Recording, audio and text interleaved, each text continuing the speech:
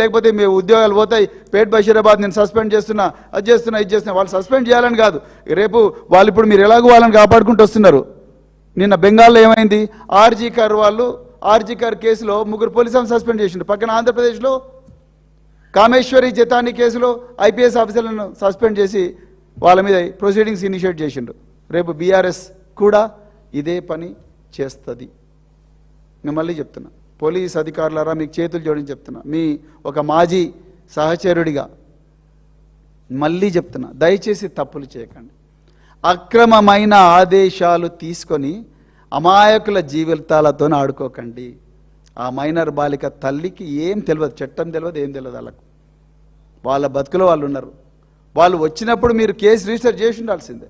కానీ మీరు నిందితుడికి సపోర్ట్ చేయడం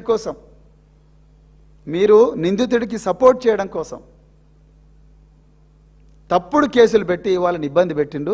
tomorrow you have to answer all these questions. Definitely BRS government version 2.0 is going to ask this question. Get ready with answers.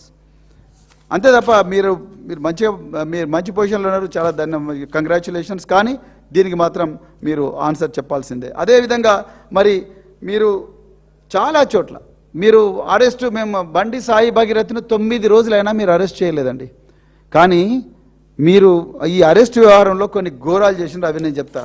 మీరు NTV reporter Donthu రమేష్ను విమానాశ్రయంలో అత్యంత దారుణంగా పట్టుకున్నారు. ఇంకొక 2-3 రిపోర్టర్లను పట్టుకున్నారు.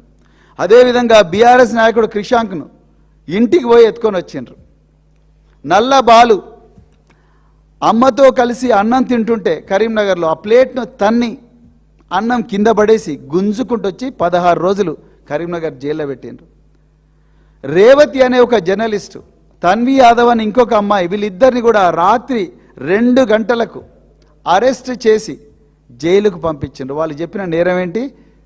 ప్రభుత్వంలో కరెంటు సరఫరా సరిగా లేదని చెప్తే మీరు వాళ్ళను అరెస్ట్ చేశారు. లగచర్ల రైతులు రాత్రి 2 గంటలకు ఆ ఊరి మీద పడి మగవాళ్ళందరినీ కూడా ఎత్తుకొని పోయినరు. అమ్మాయిలందరూ కూడా పక్కన ఉండే పొలాల్లో పోయి తలదాచుకున్నారు. ఇది మీరు చేస్తున్న సత్యన్యాయం. మరి ఆ విషయంలో ఇంత స్పీడ్గా యాక్ట్ చేసిన, ఇమీడియట్గా యాక్ట్ చేసిన అంటున్నారు కదా రేవంత్ రెడ్డి గారు. మరి ఈ విషయంలో బండి సాయి భగీరథ్ గత 9 రోజులుగా ఎందుకు దొరకడం లేదు పోలీసు వాళ్ళకు? మీరు ఇలా అంటున్నారు. నిన్న అన్నారు, ఏమన్నారు? నేను హోంమంత్రి సంజయ్ గారికి చెప్తున్నా తీసుకురావాలన్నారు. ఇవాళ న్యూస్ వస్తూ ఉన్నది, రూమర్సో మరి ఎంతవరకు నిజమో మనకు తెలియదు. ఆయన మేడ్చల్ కోర్టులో ప్రొడ్యూస్ చేసేదాకా మనకు తెలియదు. కానీ ఆయన ఇవాళ సరెండర్ అవుతాడు, దొరికిండు, అది ఇది అని అంటున్నారు. అంటే మీరు నిన్న స్టేట్మెంట్ ఇచ్చిండ్రు, ఆయన ఇవాళ వస్తున్నాడు. అంటే ఈ రాష్ట్రంలో బండి సాయి భగీరథ్ ఎక్కడ తలదాచుకున్నాడు అన్న విషయం కేవలం 2 వ్యక్తులకే తెలుసు. ఒకటి బండి సంజయ్ గారు, రెండోది రేవంత్ రెడ్డి గారు. వీళ్ళిద్దరికే తెలుసు, ఇంకెవరికి తెలియదు. అంతే కదా. మరి దీంట్లో ఇంకా వేరే ఆలోచన ఏముంటుంది మీరు చెప్పండి. సో ఈ విధంగా మరి అలాగే కరీంనగర్, మీరు ఇంకొక మాట కూడా అన్నారు నిన్న వేటీ న్యూస్లో. ఈ పాడి కౌశిక్ రెడ్డి మొన్న కరీంనగర్లో ఒక ప్రెస్ మీట్ పెట్టిండు. ప్రెస్ మీట్ పెట్టగానే my dear friend Bandi Sanjay వచ్చి ఆయనదైన తరహాలో ఆయనకు జవాబు చెప్పిండు అన్నాడు. ఆయనదైన తరహాలో జవాబు చెప్పడం అంటే ఏంటి? 30 మంది గంజాయి తాగిన గుండాలను చేతిలో మారణాయుధాలు ఇచ్చి వాళ్ళను Karimnagar MLA government camp office అద్దాలు బలగొట్టి పాడి కౌశిక్ రెడ్డిని చంపాలని ప్రయత్నం చేసి ఆయన కారును మొత్తం ధ్వంసం చేసిండ్రు. మీరు నవ్వుకుంటూ ఆన్సర్ చెప్పారు. నిజంగా సిగ్గుపడాలి రేవంత్ రెడ్డి గారు. మీరు హోమ్ మినిస్టర్ అండి. ఏం యాక్షన్ తీసుకున్నారు మీరు పోలీసుల మీద?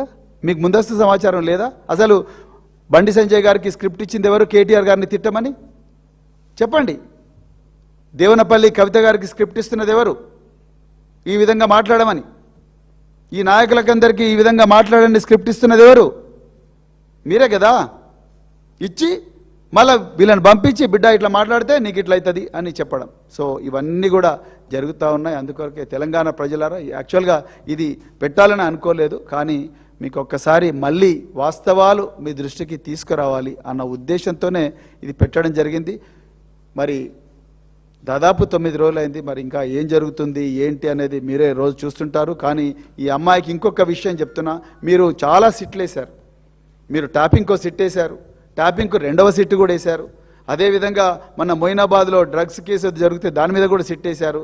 కానీ ఈ సిట్టులో కేవలం రితురాజ్ గారిని మాత్రమే సిట్టులో ఆఫీసర్గా పెట్టారు. నా రిక్వెస్ట్ ఏంటంటే ఒక మాజీ పోలీస్ అధికారిగా దయచేసి ఒక అద్భుతమైన కన్విక్షన్స్ తీసుకొచ్చిన పబ్లిక్ ప్రాసిక్యూటర్ ఎవరు ఉంటే ఆయన కూడా పెట్టండి. ఆల్రెడీ దీంట్లో డిలే అయిపోయింది. మొదట బాధితురాలు ఇచ్చిన స్టేట్మెంట్కు ఇప్పుడు ఆమెతో రికార్డ్ చేయించిన 164 స్టేట్మెంట్కు వేరియేషన్ ఏమైనా వస్తే అది డిఫెన్స్ వాళ్ళకి లాభం అవుతుంది. అది కావాలని మీరు డిలే చేసిండ్రు. ఇది దీంట్లో గేమ్. కావాలని డిలే చేసిండ్రు. స్టేట్మెంట్లో రేట్లో తేడా వస్తే ఇగో మీ లార్డ్షిప్ అని చెప్పి వాళ్ళు కోర్టులో వాదించడానికి, డిఫెన్స్ వాళ్ళు వాదించడానికి అవకాశం ఇచ్చే విధంగా మీ పోలీస్ డిపార్ట్మెంట్ ప్రవర్తన నడిచింది. మా రిక్వెస్ట్ ఏంది ప్రజలందరి ద్వారా ఆ రితురాజ్ గారి టీంలో దయచేసి ఒక పబ్లిక్ ప్రాసిక్యూటర్ గారిని కూడా పెట్టే విధంగా ప్రయత్నం చేయండి. మంచి ట్రాక్ రికార్డ్ ఉన్న పబ్లిక్ ప్రాసిక్యూటర్ చాలామంది ఉన్నారు. వారిలో ఎవరినైనా ఒకరిని పెట్టి మంచి కన్విక్షన్ వచ్చేటట్టు చూడండి నిందితుడికి. అదేవిధంగా మరి గౌరవ హోంమంత్రి బండి సంజయ్ గారు నిన్న సిటీ సివిల్ కోర్టుకు ఒక గ్యాగ్ ఆర్డర్ తీసుకొచ్చారు. మీడియా వాళ్ళు ఎవరు కూడా తన న్యూస్ రాయకూడదు, అదేవిధంగా సోషల్ మీడియాలో రాయకూడదు, అది రాయకూడదు. వారు హోంమంత్రి కాబట్టి వారి దగ్గర ఏమంటారు రిసోర్సెస్కు ఏమీ కుదవలేదు కాబట్టి ఆయన పోయినారు. మరి ఈ అమ్మాయి ఎప్పుడు తీసుకురావాలి? ఈ అమ్మాయికి ఎవరు తోడు? ఈ అమ్మాయి ఎట్లా తీసుకొస్తుంది గ్యాగ్ ఆర్డర్? చిన్న పాప ఇంటి నుంచి బయటకు వస్తుందా? రేవంత్ రెడ్డి గారు ఎక్కడ పోయినారు? మీ women and child welfare minister Seethakka గారు ఎక్కడున్నారు? సీతక్క గారు ఆమె కూడా తల్లే కదా. ఆమె వాళ్ళ ఆఫీసర్లు వచ్చి ఈ అమ్మాయి తరపున అదే సిటీ సివిల్ కోర్టులో మా అమ్మాయి వీడియోలు కూడా సర్క్యులేట్ అవుతున్నాయి. ఇది పోక్సో సెక్షన్ 24 ప్రకారం నేరం, ఈ ఐటీ యాక్ట్ ప్రకారం నేరం అని చెప్పి వాళ్ళు కూడా చెప్పిండొచ్చు కదా. వాళ్ళు కూడా ఒక ఈ అమ్మాయి తరపున పిటిషన్ ఫైల్ చేసిండొచ్చు కదా. ఆ అమ్మాయి సైన్ పెట్టకపోయినా మినిస్టర్ గారు సంతకం చేసి పెట్టించు సీతక్కనే ఇచ్చిండొచ్చు కదా ఈ అమ్మాయి తరపున ఒక తల్లిలాగా. ఎందుకేలేదు అంటే బండి సంజయ్ గారేమో ఆయన కోర్టుకు పోయి ఆర్డర్ తెచ్చుకున్నాడు, పోతాం ఖతర్నాక్ అన్ని ఛానల్ మీరు బంద్, కంటెంట్ కూడా తీసేయండి అన్నారు. ఠీకే తీసేయండి, ఆయన తీసేయాలంటే తీసేయండి. కానీ మరి ఈ అమ్మాయి తన కంటెంట్ తీయమని ఎవరు అడగాలి? ఈ అమ్మాయి తరపున మీరు కదా అడగాల్సింది. మొన్న ప్రెస్ మీట్లో మేము ఇదే వేదికగా చెప్తే బీఆర్ఎస్ పార్టీ మొదటి నుంచి కూడా ఇదే చెప్తున్నది. మీరు చెయ్యని పనులన్నీ కూడా, మీరు చేయాల్సిన పనులన్నీ కూడా మీకు గుర్తు చేయడం కోసమే ప్రెస్ మీట్లు పెడతా ఉన్నాం. మరి ఆ అమ్మాయి తరపున మీరు సిటీ సివిల్ కోర్టు ఆర్డర్ తీసుకొచ్చి ఆ అమ్మాయి కూడా ఒక గ్యాగ్ ఆర్డర్ తీసుకురావాలి కదా. ఎందుకు తీసుకురాలేదు? సీతక్క గారు మీదే రెస్పాన్సిబిలిటీ, ఇది రేవంత్ రెడ్డి గారు మీదే రెస్పాన్సిబిలిటీ.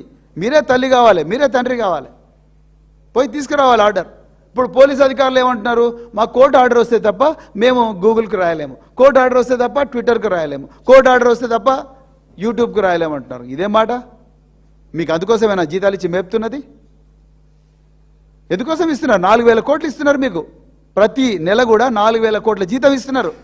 మళ్ళీ మీకు కోర్టు ఆర్డర్ కావాలన్నా ఉల్టా? అంటే కోర్టులో మళ్ళీ మేము పైసలు పెట్టాలి, పెట్టి ఆర్డర్ తీసుకురావాలి, తీసుకొచ్చి మళ్ళా దీన్ని ప్రచురించకండి అని చెప్పి చెప్పాలన్నా? అంటే ఆ అమ్మాయి జీవితాన్ని ఆమెనే రక్షించుకోవాలి. అడ్వకేట్ జనరల్ని పెట్టవు, ఎక్కడ డబ్బులు పెట్టకూడదు అక్కడనేమో 17 కోట్ల 7 లక్షల రూపాయలు సుప్రీంకోర్టు అడ్వకేట్ల మీద పెడతావు. కానీ ఈ అమ్మాయి మీద కనీసం మీ పబ్లిక్ ప్రాసిక్యూటరో, మీ అడ్వకేట్ జనరలో, లేకపోతే మీ జీపీ ఫర్ హోమో ఎవరో ఒకరు పోయి గవర్నమెంట్ లీడర్లు పోయి ఆ సిటీ సివిల్ కోర్టులో కూర్చొని తీసుకురావచ్చు ఆర్డర్. అది మీరు చేయరు, అది మళ్ళీ ఒకరు చెప్పాలి. అంటే ప్రధానంగా మేము చెప్పాలనుకున్న తెలంగాణ ప్రజలకు ఏంటంటే మన ధన మాన ప్రాణాలకు మనమే రక్షణ, మీరే రక్షించుకోండి. నా లోకంలో నేను బతుకుతా, మీ లోకంలో మీరు బతుకోండి. నాకు ఇష్టమైన వాళ్ళకే నేను డబ్బులు ఇస్తా, నాకు ఇష్టమైన ప్రాజెక్టులు నేను చేసుకుంటా, అందులో కమిషన్లు తీసుకుంటా, ఢిల్లీకి మూటలు అప్పచెప్తా. నాకు బీజేపీకి దోస్తానున్నది, చేతిలో కమలం ఉన్నది, కమలంలో చేతున్నది, ఇంత ఇదే ఇవన్నీ కూడా డ్రామాలు, మీరు మీ ప్రాణాలు మీరే రక్షించుకోండి అని మీరు డైరెక్ట్గా చెప్తున్నారు.